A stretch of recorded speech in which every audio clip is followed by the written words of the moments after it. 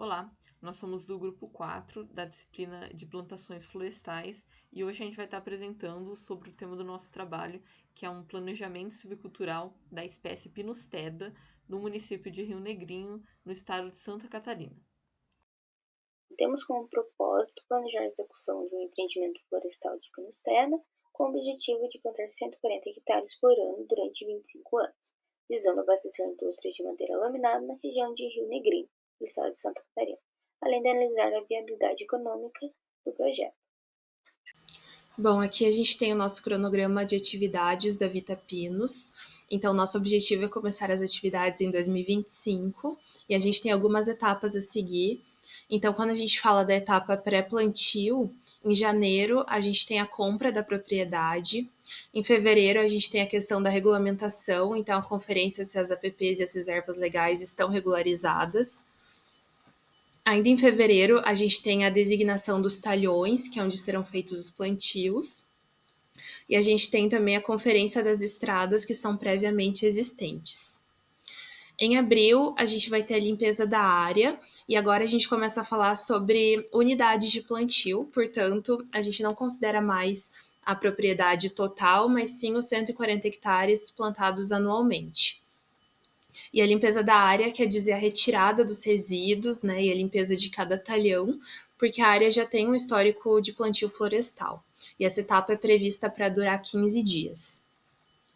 Em junho, a gente tem a aplicação do herbicida pós-emergente nos talhões. Isso vai ser feito com a barra pulverizadora e a expectativa é que dure um dia para os 140 hectares.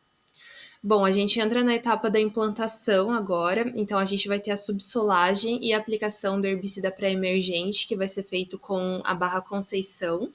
Isso vai ocorrer no mês de julho de 2025 e é esperado que dure 12 dias. E a calagem também vai ocorrer no mês de julho e vai durar 18 dias. Em setembro, ou seja, um mês antes do plantio, a gente vai aplicar as iscas formicidas. Isso é uma atividade que é esperado para durar 18 dias, e essa atividade vai se repetir a cada 6 meses até o 5º ano. Em outubro, a gente tem o nosso plantio, que é esperado que dure 20 dias. E agora a gente vai entrar na nossa etapa pós-plantio. Então, o plantio ocorreu em outubro.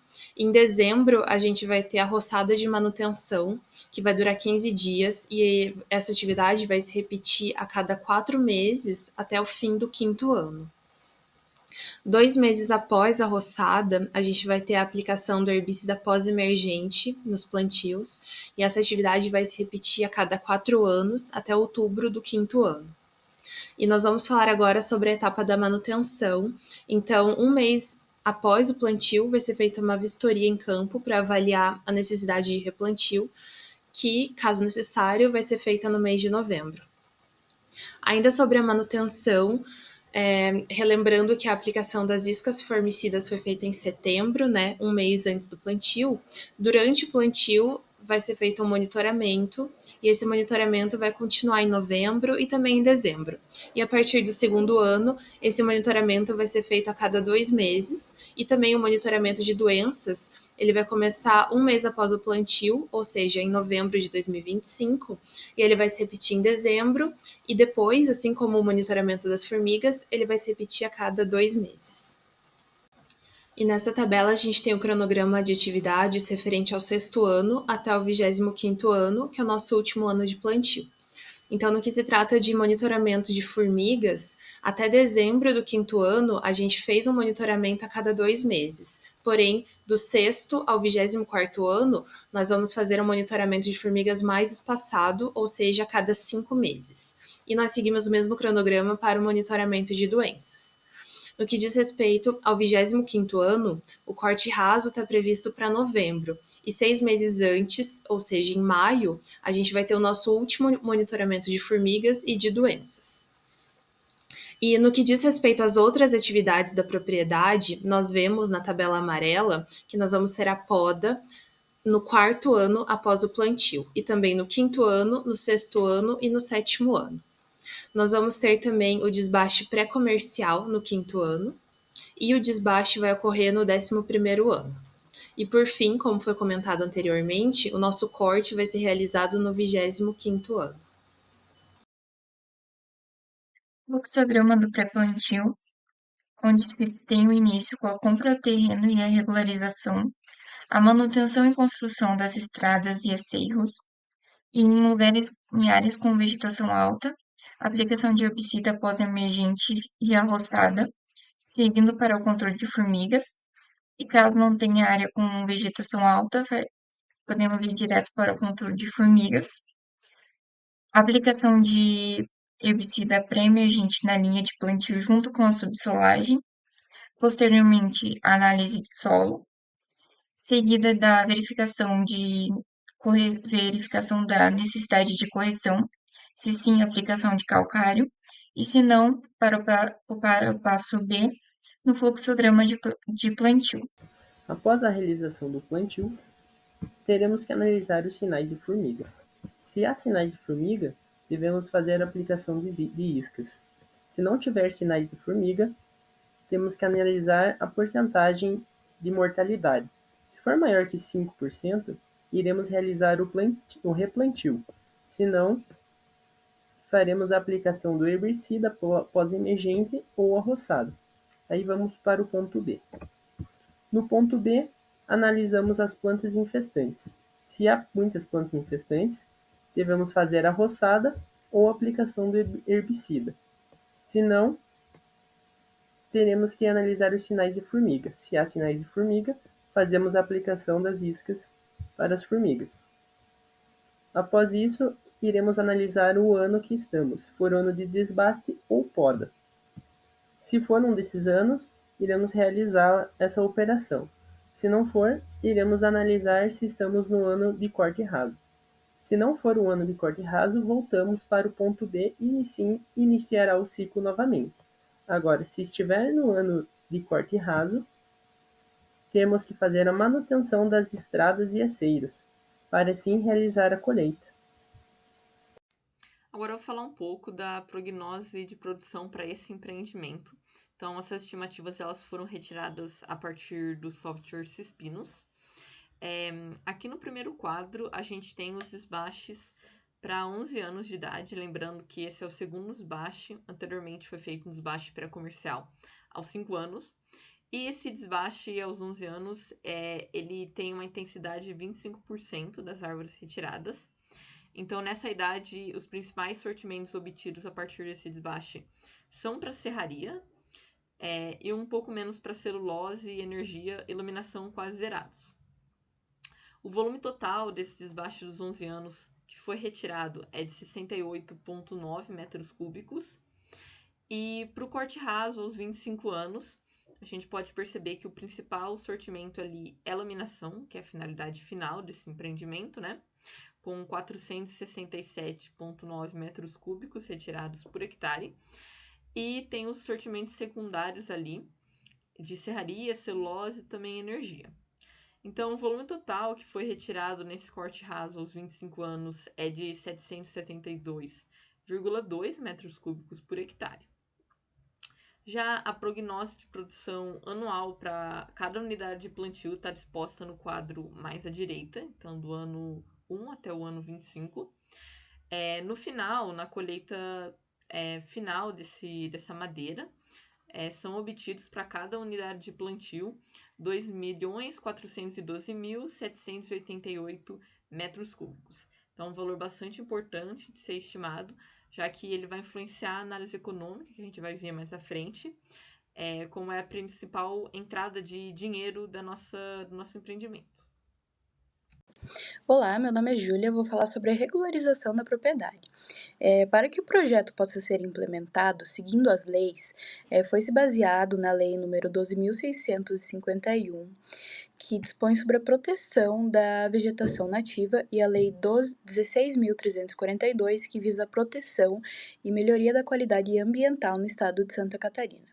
As regiões de APP e reserva legal previamente existentes na propriedade foram mantidas, e abaixo a gente mostra ali a porcentagem que foi destinada do solo para APP, que corresponde a 14,4%, e reserva legal, que corresponde a 19,3%.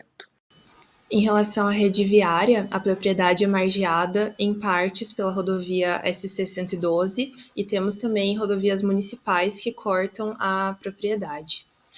Dentro da nossa propriedade foi escolhido manter os acessos já existentes e nós temos então os aceros que dividem as áreas de proteção dos talhões, os aceros que têm o papel de estradas terciárias, temos também as estradas secundárias e as estradas primárias. Totalizando, nós temos 711 quilômetros de estradas dentro da propriedade.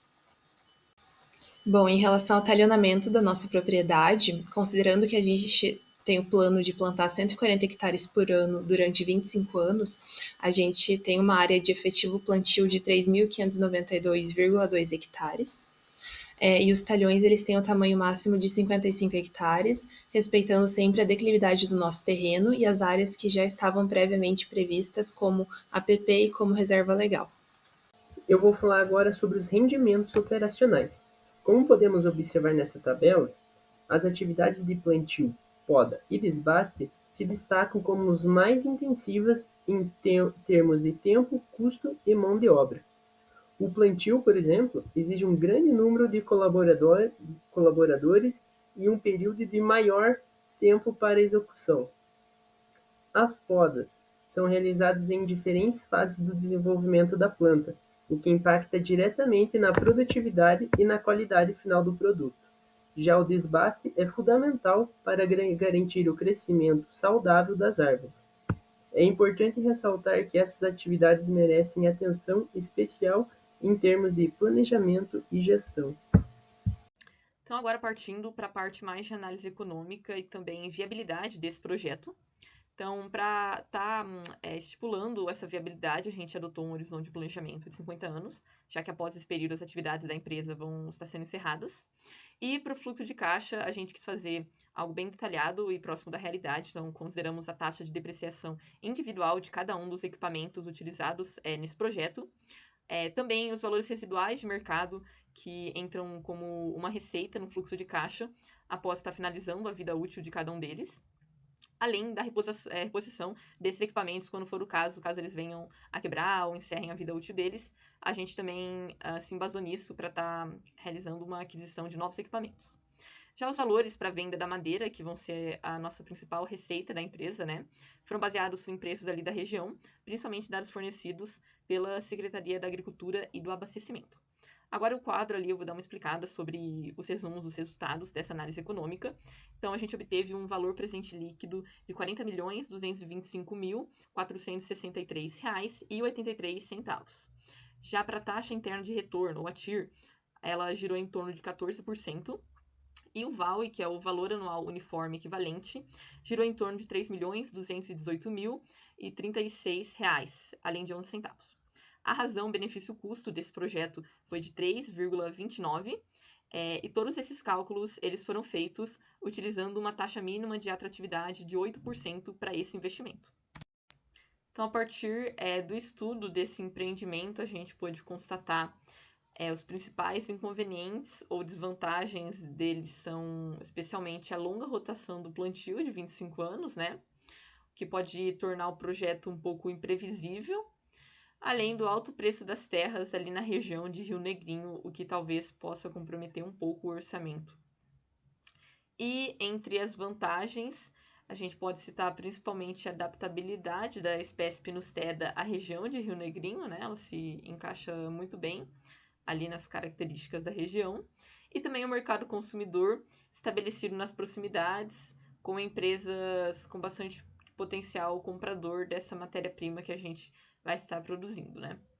Então, portanto, a nossa equipe Vitapinos, a gente recomenda a implantação desse investimento e é fomentado principalmente pelos índices positivos de análise de investimento, como o VPL e a TIR, o que torna um projeto bastante viável economicamente. Trabalho, muito obrigada e espero que vocês tenham gostado.